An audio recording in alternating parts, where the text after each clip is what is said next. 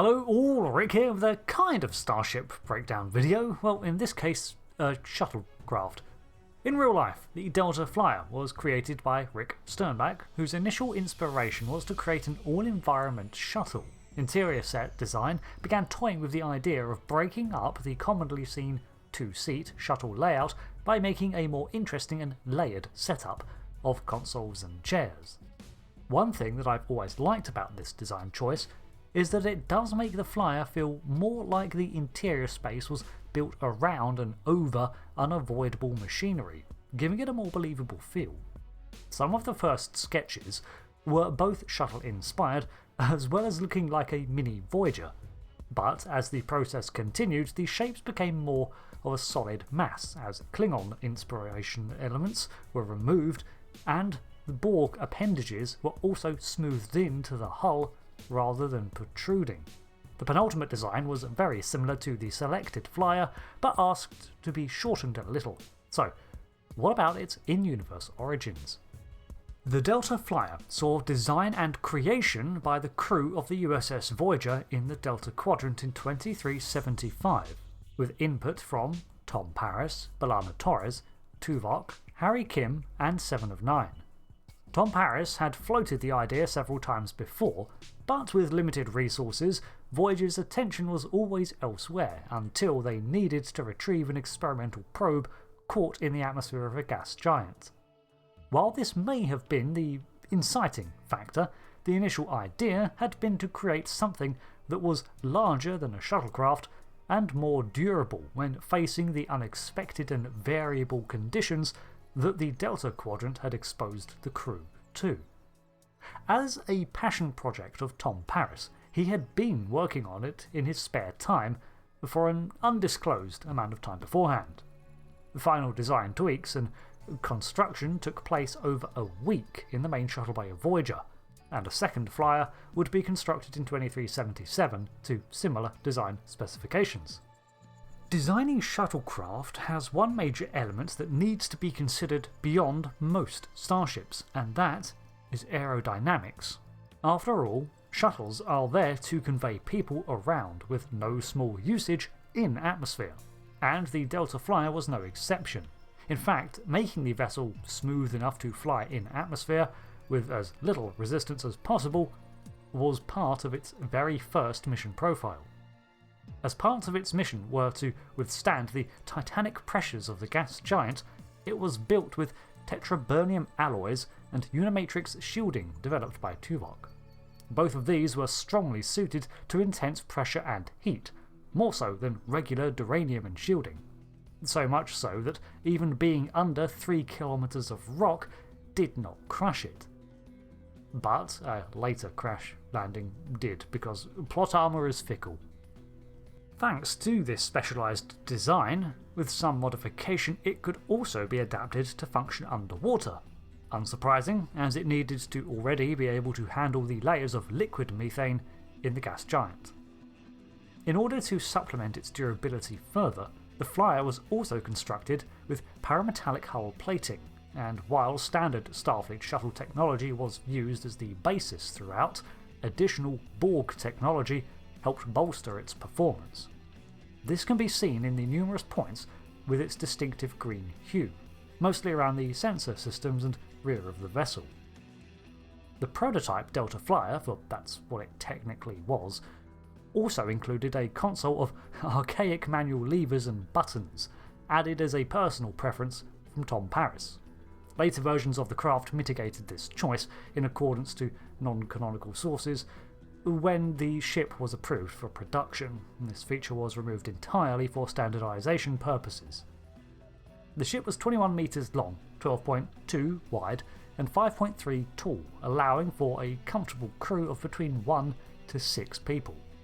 For its warp systems, the Delta Flyer was a marked improvement over most shuttles, with its compact warp core allowing for a maximum speed of warp 6. It had retractable warp nacelles, which were pulled in for both protection and to accentuate its sleek profile for flight. It had several impulse engines, with 2 drives on each wing divided into 6 outlets. with the second model having an additional 2 retractable drives above set into the main hull. This made it superior to regular Starfleet issue shuttles in terms of speed and manoeuvrability.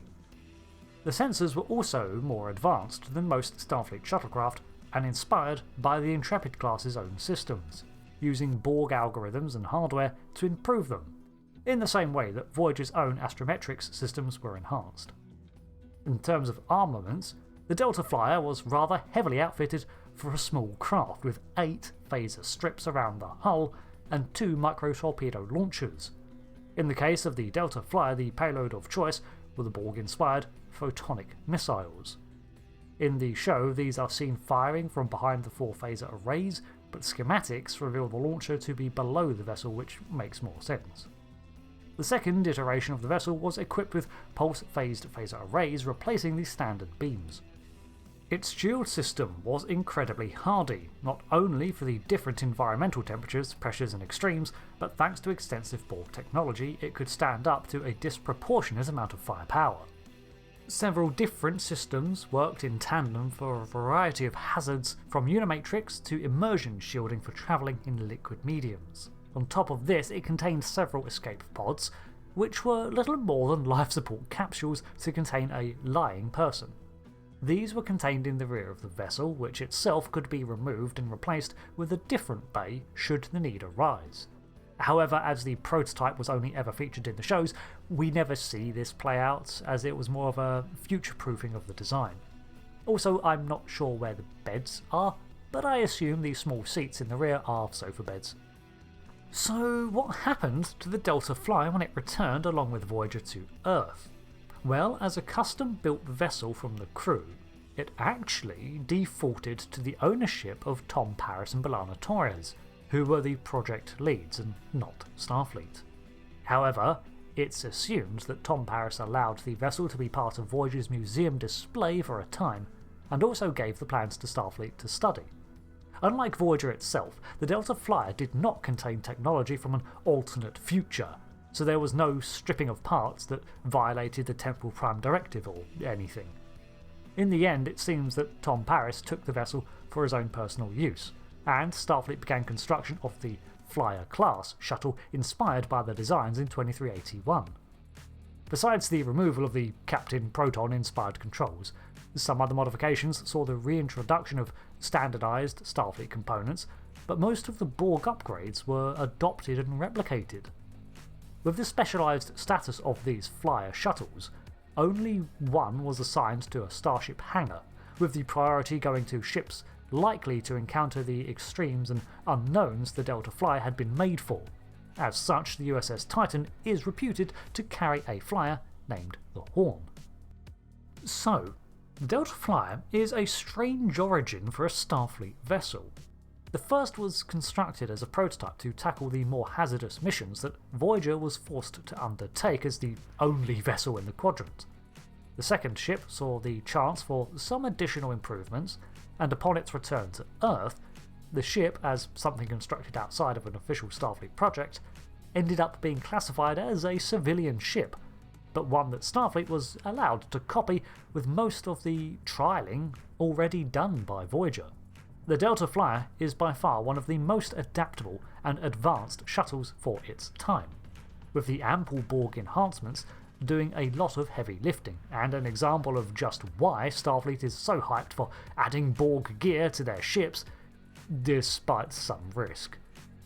However, its size, complexity and mission profile list means that it's only really added to ships which demand such an advanced and variable auxiliary craft. And no matter what Tuvok says, it is most definitely a hot rod. Thanks for watching this ship breakdown. I've been Rick, and until the next one, thanks again, and goodbye.